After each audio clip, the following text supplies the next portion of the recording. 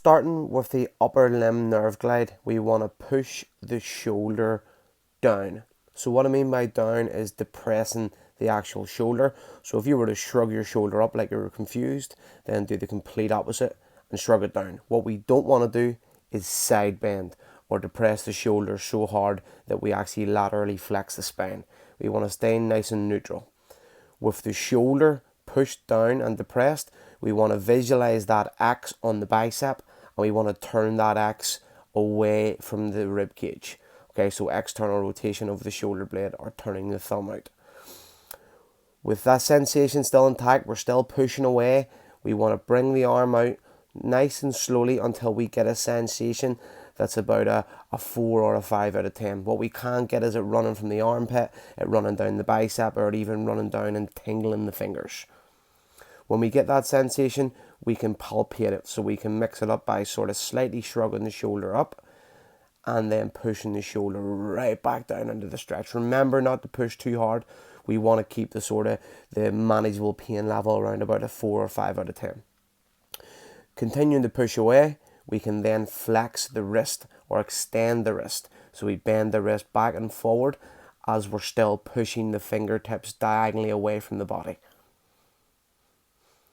If this is not enough, then we can level up one more time, and as we're bending the wrist back, we can then bring the neck into it. And you can really feel that nerve sensation travel from sort of in round behind the ear right down into the fingertips here. This is a real nasty one. So as I said, start easy, 2, 3, 4 out of 10. And when you really understand it, you can really keep it around about a 5 all the time. If none of those ones were giving you much, you can also try tensioning through the elbow. Now, when you bend the elbow, it's very easy to lose the shoulder push or that sort of horizontal diagonal push away that we're doing. So make sure you continue to push away.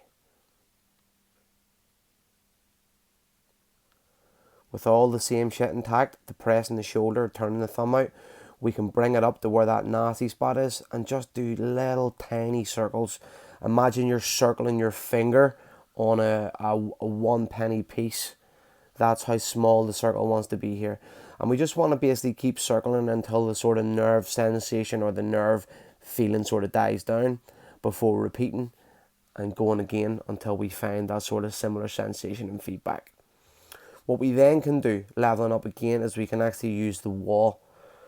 So you can push down and out, bring the hand up to the wall, and then you can sort of bring the rotation of the neck and the torso into it.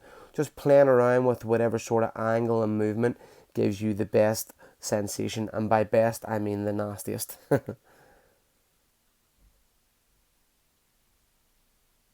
very important that we never let the sensation get any more than a 5 out of 10.